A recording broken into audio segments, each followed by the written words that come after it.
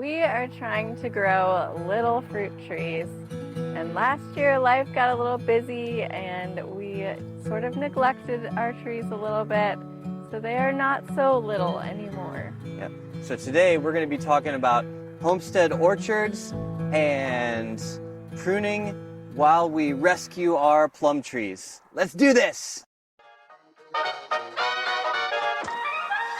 Farm Shivers. So our goal for our orchard and our fruit trees was to keep them to about 6-7 feet tall so that no matter how much fruit they produce, we can still reach it. Without a ladder, I can probably reach it just standing here. Some other people might need a stool. Need a little bit more. Yeah, that's right. What we didn't want to do is have to get out a ladder and be reaching fruit that's 10-12 feet off the ground. So our inspiration... 25, 30 feet, which is a normal size tree. 25, 30, 100 feet, I mean...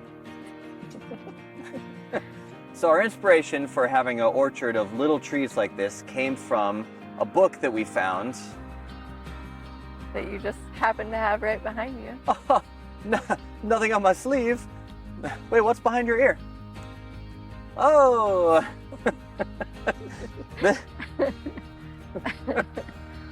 Anyway. This book is called Grow a Little Fruit Tree by Anne Ralph. And this is the book that inspired us to do little trees in our orchard. Yeah, this is literally my favorite book out of all of the homesteading books that we have. It's so great. Teaches you all about how to keep your trees little. Any size normal tree. You don't have to get dwarf trees or semi-dwarf trees, just a normal fruit tree. And it teaches you how to keep them small and manageable.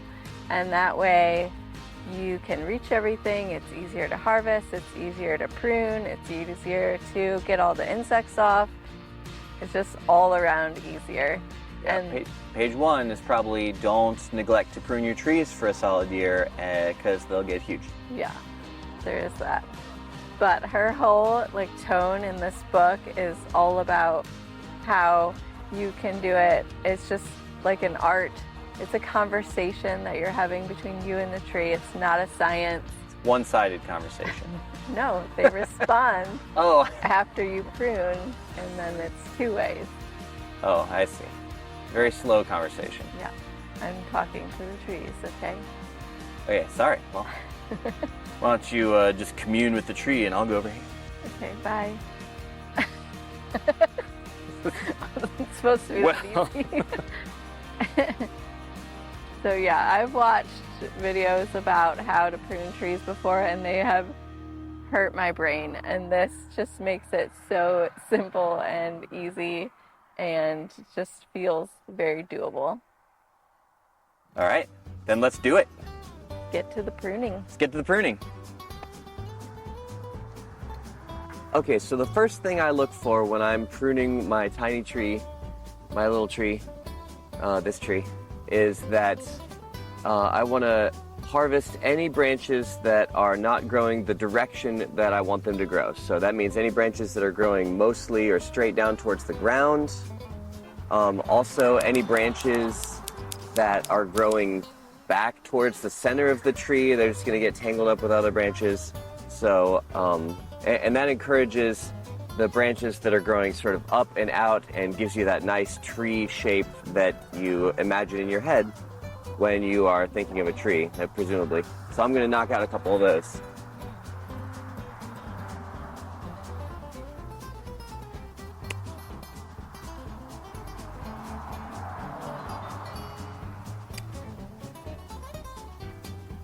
Another thing that we look for is any branches that are growing crisscross.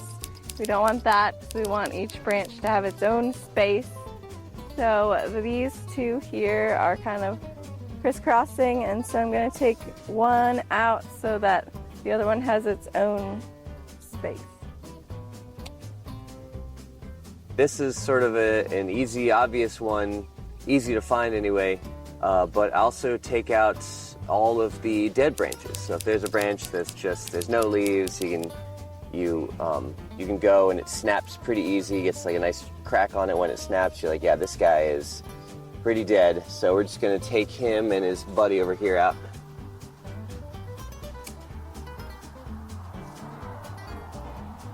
He's also growing down, so double whammy. Because we want to actually be able to reach all of our fruit, we try to keep our trees to about 7 feet tall. So when we are pruning, we'll usually get a stool, or if we've missed a prune, we will get a ladder and get up there and take some of the height off of these trees, get them back to about 7 feet tall so that when they do fruit, we can reach all the fruit without needing that ladder. And also while we're up there, I try to take out some of the extra bulk that's at the top of the tree. Some of the branches that are sort of growing in, or branches that are crisscrossed or growing down, but right at the top. And that's gonna let more sunlight down into the middle of the tree, just makes it look better, gets the leaves that are sort of in the interior happy, and gets you more fruit, not just on the edges, but also back all the way from the trunk all the way to the edge of the tree. While Dave is getting all the stuff at the top that I can't reach, I will be pruning the outside edges, the width, and I'm gonna just take each branch and reduce it by about a third to a half. And when I do that, I'm looking at the bud next to where I'm cutting, and whatever I'm leaving there, I'm going to assume is going to turn into a branch. So I'm kind of looking for an ideal placement for the bud that I'm leaving behind. But if it's not an ideal thing and there's just nowhere, then that's fine too. But I'm always looking just in case. This method, you're going to be pruning twice a year. Once on the winter solstice and once on the summer solstice, which is the one we're doing now. The summer one, you're gonna do a harder prune. You're gonna prune more than you would in the winter, because our goal is to keep the tree small. And if you prune really hard in the winter, that's gonna mean more vigorous growth in the spring. So we're doing more now than we do in the winter. But sometimes in the summer, that means that there's already fruit on the tree. Yep, so it is super depressing to have a branch that is just massively full of fruit and breaks every single rule. You're like, well, I gotta get rid of this branch because it crisscrosses, it's growing down, you know, it's all the things you don't want in a branch. You don't want to encourage that branch. But we wanted to show you a couple of those. So there's one right by your head. He's growing down, but he's got a decent amount of fruit on him. Then there's other ones over here that just have a ton of fruit. These branches are growing down and crisscrossing. They're getting all muddled together. And it's also some of our best branches for fruit this year. So even though these break all the rules, we're not gonna cut them. Now, we're gonna wait for this fruit to ripen, we're gonna pick it, and then we can go back and prune these branches the way we would have pruned them if they hadn't been such amazing fruit bearers this year. And we wanted to bring that up to say, hey, you know, this is your tree. I mean, this is our tree. Like, we want food from our trees. Like, that's why we are doing this. And so, you know, these rules are not hard and fast rules, right? This is your homestead, and you do it the way you want to do it. And there's nothing that says you're not going to get in trouble with the fruit tree pruning police. Whew, say that 5 times fast. No. Oh. You know, this is you do what you want to do, and there's no bad answers here. Yep.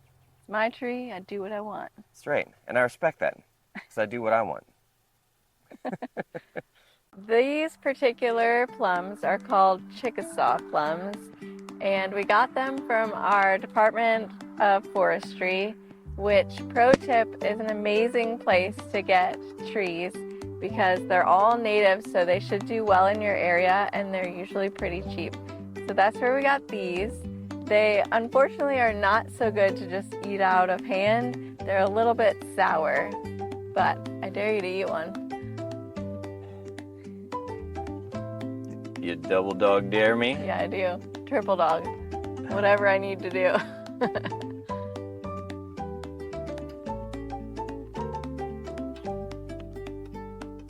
Oh, They have a big pit.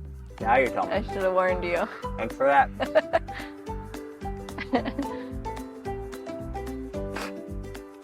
was big.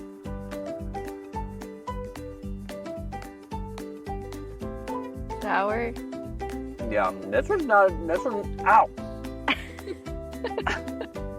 Okay, over there. Yeah, that's, oh, that was the best sour part.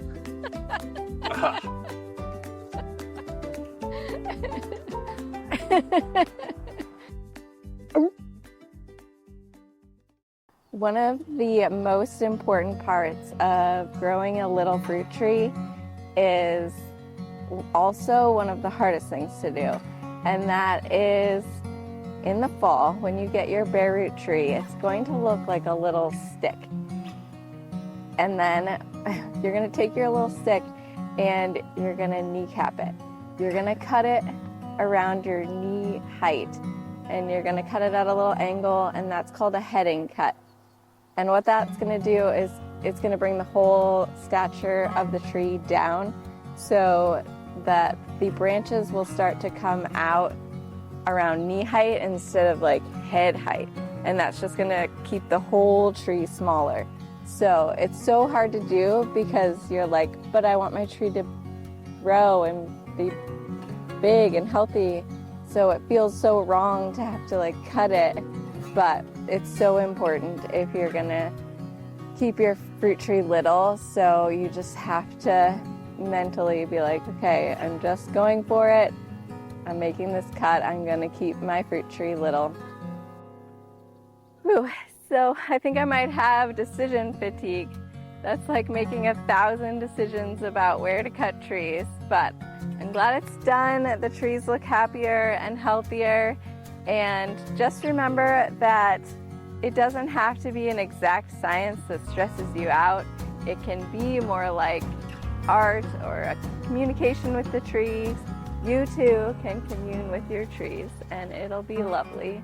Thanks so much for watching, and let us know if you're going to try to grow a little fruit tree. And we will catch you next time on the Farm Traverse. Bye!